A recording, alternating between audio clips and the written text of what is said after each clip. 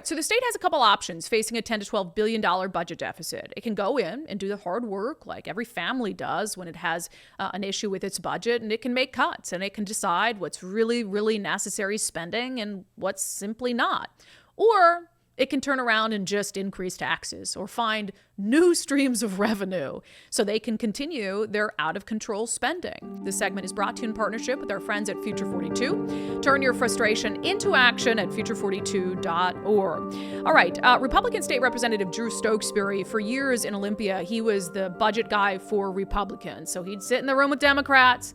They'd talk over the budget. They'd try to come to some sort of consensus. They'd all talk about their priorities, and then they'd leave the room and Democrats would get their way, of course, because Democrats are in the majority. But one of the things for years and years Republicans have been warning Democrats about is not spending every dime that comes in. Like, hey, we got to put some away for a rainy day. Especially during the pandemic when we've got all this money coming in that's not going to be there forever. So don't treat it like it's going to be there forever. It's a temporary revenue stream. And Democrats didn't listen. Now we find ourselves in this predicament. So now Drew Stokesbary is the House Minority Leader. So he's the head of the Republican caucus in the House. He joins us on the show today to talk about what he thinks is going to happen in the months ahead as they try to contend with this budget crisis. Representative, welcome to unDivided. Hi, Brandi. How are you? Thanks to be here. I'm doing well. The question is, how are you? Awful nice of Governor Inslee to stick you guys in this situation on his way out the door. Yeah, 12 years, and this is his final gift, but at least he's going out the door. Yeah, he won't have to deal with it. I swear I recall you, Senator Braun, and other Republicans warning Democrats of this exact scenario for years. Yeah, that's exactly right. There were several years in the last, 5 or 6 where we didn't just have a decent budget picture, but like a really good budget picture. Coming out of the recession, coming out of the COVID lockdowns, we had, probably a $10 or $15 billion budget surplus. We had more money than we knew what to do with. And Republicans were constantly saying this money should go back to the taxpayers, every other state in the country practically, including California, New York, Massachusetts. Not really red bastions of conservatism were passing tax cuts. And if we weren't going to give the money back to the people, we needed to at least save it for a rainy day. And that's where we're at now. The Democrats didn't listen, as usual, and now they've got some really, really tough decisions to make. Yeah, it's just kind of high level. We already went through on the show some things that caught our eye. I mean, there's a lot of that could be cut. I mean, you, me, some bourbon. Let's just sit at a table and we'll just start slashing things, okay? So, I mean, there's a ton that can be cut from this. But do you think the Democrats are going to lean on cuts, or are they going to push new taxes? I think they're going to push new taxes. Yeah. Over the summer, as it was becoming clear just sort of like how catastrophic the budget picture was looking, I heard some really disturbing things, granted second and third hand, from Democrat legislators, essentially saying that cuts are completely off the table and they will only look at new revenue. And that's just straight up offensive. Look, I mean, I know that Democrats and Republicans might have differing views on the size and scope of government. Right now, there's more Democrats than Republicans. So if you look at a given program and more people examine it closely and say, this is worth doing, okay, so be it. There was an election that has consequences. But to have the hubris to say that we won't even entertain the question, that's really next level. That's really offensive. To be fair, I don't know if that's where they're going to end up. That's what folks were saying 6 months ago. I think now there's at least a fig leaf of consideration towards reductions. And look, I know Republicans and Democrats might not agree on every line item, but we at least got to have a robust discussion about how we got here, what choices we made spending-wise, and have a critical look at those programs. Every program in the budget is passed with the goal of it doing good, but we're human. Not everything we do is perfect, and we need to have the humility to admit that and revisit some of those decisions and question. Here's what we wanted to accomplish. Is it doing that or not? If so, great. But if not, we got to be willing to take a red pen to it and come up with another way of solving the problem. Yeah. Do they have the ability, forgive me for sounding naive, but the ability to make sort of overarching budgetary decisions with the majorities that they have? Yeah, I mean, the budget needs to pass with a simple majority vote. So it does. Okay. If the Democrats stick together, they sort of can pass that however they want. State law requires that it be balanced not just over the 2-year budget period, but over a 4-year budget outlook period. That's probably the one good fiscal thing that the state has going for it. That and our pensions are pretty well funded. So it's got a balance, but that's the only requirement. So it's kind of up to the majority to decide how to balance it through reductions, through tax increases, or a combination. Yeah, so on the in the new tax realm, if they do decide to go that route, which I strongly would hope that they'd reconsider, what do you think is the most likely path? Well, that's most likely that's tough. In contrast to what I said a second ago, where some Democrats were saying that no cuts are on the table, cuts are completely off the table. With regard to tax increases, they seem to be saying everything is on the table.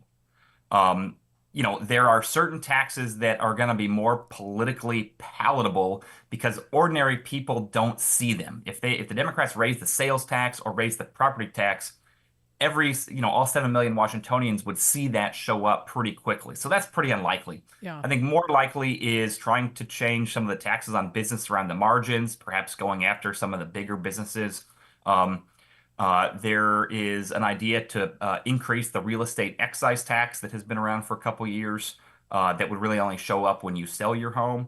The one new big idea that seems to be getting some traction is to take Seattle's head tax or payroll tax, or it's really a jobs tax. It's literally you're taxing the jobs that the companies are creating and expand that statewide. Wow. So more in line with, I mean, they went through two iterations of that. One was literally a head tax, like a tax per employee. The other one was a tax on high-paying jobs. So taxing jobs that pay over a certain amount annually. Is it the latter that they'd be considering? Yeah. The most recent version I heard was a hybrid of the two. It would only apply to companies if their average salary per employee is over a threshold. Mm-hmm. But if a company hits that threshold, it applies to all their Wow. employees at all pay ranges. Yeah, insane considering the business climate. Do you believe they're And bold yeah, enough? Sorry to interrupt. Do you believe they're bold enough to immediately turn around and reduce the threshold for the capital gains tax? I think there's at least some that are, and the question is going to be whether enough are, and whether Republicans and folks that believe in common sense like yourself can do a good enough job sort of sounding the alarm. I mean, this was Republicans' concern all along that yes, there's some unfairness in having the 98% of the people gang up on the 2% of the people and say, haha, you got to pay more. I don't think that's very fair. But beyond that, there's just as a practical matter, Olympia never reduces taxes. We never say, oh, you're going to have to pay less or a lower rate or fewer people have to pay. It only ever goes the other direction. We're only ever lowering thresholds, getting rid of exemptions, increasing rates. And so, yeah, I mean, I think now that capital gains tax was on the ballot, it survived. It survived a couple different court challenges now. I disagree with those challenges. I disagree with the voters' decision, but the voters have spoken. And yeah, I am concerned that will make some Democrats feel empowered to say, hey, a big chunk of voters want this. Now we can start expanding it. We can make it apply to more people. We can raise the rate. We can, right now, if you sell your home, that's exempt. But it doesn't have to always be that way. If you get 50 votes in the House and 25 in the Senate and a governor to go along with it, you could now make the sale of your primary residence be subject to capital gains tax. And the way real estate prices are going here, that would capture a whole lot of just regular middle class homeowners. Yeah, I absolutely see them doing that. I don't know if they're bold enough to do it this year, given the fact that they just sold this as a tax on the wealthy, but maybe they're shameless enough to just do it anyway. I'm not really sure. Where would you like to see cuts? Where would you because you handled the budget on the Yeah. Republican side for years until you became the minority leader. So where do you think there's room to cut? Yeah, I think there are certainly some structural changes we can do. Uh, but I think more importantly, we got to go sort of line by line, program by program, and assess through legislative staff, through the governor's staff, or I guess the governor-elect's staff, or soon-to-be staff, assess the efficacy of these programs. Like I said a second ago, almost anything in the budget is a good idea. Other than something like state funds going to fund abortions, there's very few things in there that people would find, like anybody on either side would find sort of morally objectionable. I can name a Most few. everything Okay, go ahead. most everything's a good idea. It's just the question is, should this be something the state pays for or is handled in the private economy? Yeah. And out of a limited set of state funds, because unlike the federal government, we can't run a deficit, we can't print our own money. is this better doing than not doing? Or is this worth doing even if it means having to raise taxes? So we just got to look through those programs carefully and understand, are they working as intended? And if not, those should be the first ones on the chopping block. We also, I think, can start with what we've done most recently. It's probably a lot harder to tell somebody that has been part of a program for 20 years, I'm sorry, your program's going away. It should be a lot easier to tell somebody whose program started 2 months ago, hey, we made a bad decision last year. We're going to hit the undo button. Yeah, I can think of a lot of morally objectionable things, Drew. If you want some advice, the laser hair removal for transgender inmates, that can go. The entire program built around hiding kids from their parents if they question their gender, that can go. But, we need a lot bigger cuts than that for sure. One question to end with. The incoming governor, as one of four leaders, two leaders on the Republican side, for the four corners of the legislature, have you spoken to the governor-elect?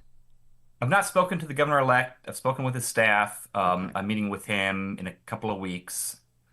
And I've got some thoughts to share, all constructive, but opinionated. If you would care to tell us, what is your overarching advice for him as he enters office? To focus on Washington state's problems. He was elected to lead Washington. Other people were elected to lead the country. Other people were elected to solve the country's problems. He wasn't elected to lead the country or solve the country's problems. He was elected to solve the state's problems. We have got sky-high inflation, sky-high cost of gas, sky-high housing, sky-high childcare costs, plummeting test scores, the fewest police officers per capita. Washington is facing a catalog of crises, and the governor campaigned on fixing a lot of them. If you look at his campaign platform, a lot of his ideas were taken from bills that House Republicans have been pushing for a number of years to no avail. So he won saying that he was going to fix all the problems Washington is facing that House Republicans have been pointing out for years. He needs to govern that way too. Yeah, if he wants to take your ideas, and do something, great. Sorry to interrupt you, Drew. All right, any closing thoughts for you on the budget? I think the only thing that I just want to make sure you and all your listeners and everybody in Washington understands is we got here because of deliberate choices by the Democrat majority. It's one thing if we were in a recession and unemployment was really high and the stock market was tanking for the minority party to point fingers and say, you made wrong decisions. Frankly, if the Republicans had been in charge and then we were in a recession, the Republican budget would probably be in trouble too. But we're not in a recession. No serious economist thinks we are. They're arguing whether the economy is good or great. But we're facing the biggest budget deficit we've faced since the Great Recession. You only have that big of a budget hole in good economic times if you made bad decisions. And the Democrats made bad decisions, and they're going to have to pay a price for that. Couldn't agree more. All right, House Minority Leader Drew Stokesbary, we appreciate your time, and I think we'll be talking to you quite a bit this session, if that's all right. Yeah, I look forward to it, Brandi. Yeah, I mean, this is going to be a mess. It is. And it's going to take over the entire legislative session. In some ways, maybe that's good. Maybe they can't spend time pushing completely unnecessary, wild new bills because they're so focused on trying to figure out the budget deficit. So maybe there's a silver lining there. But they're also not going to be able to, in any meaningful way, make progress on the crises that we're facing, right? Because whenever you talk about, the homeless crisis is getting worse or the drug crisis, they always attach that to money. Like, okay, if you want it to get better, we need more money. If you want the housing to get better, we need more money. If you want the drug crisis to get better, we need more money. If you want the mental health crisis to get better, education to get better, whatever it is, we need more money. So their excuse now, and the excuse that's going to be handed to the new governor coming in, is going to be, well, I would have made those things better, but we didn't have any money. And that wasn't my fault because Governor Inslee left us with this massive budget deficit. So just be mindful of that. And we'll reject the notion that it's more money that's going to lead to better outcomes. How do we know that that's not the case? Well, more money hasn't led to better outcomes to date. We spend more money than ever on the homeless crisis. It's worse. We spend more money than ever on the mental health crisis. It's worse. We spend more money than ever on housing. Affordability is worse. The money spent on education is skyrocketed, and the educational outcomes are worse. So we have to reject this notion that it's simply a matter of just throwing more money at a problem that will make it better, because they have shown that that's very clearly not the case. So we can't let money be used as an excuse for a lack of progress on these really critical issues. That segment is brought to you in partnership with our friends over at Future 42. Turn your frustration into action at future42.org. And we know Future 42 is going to continue to be a great partner in the push for common sense spending at the state level.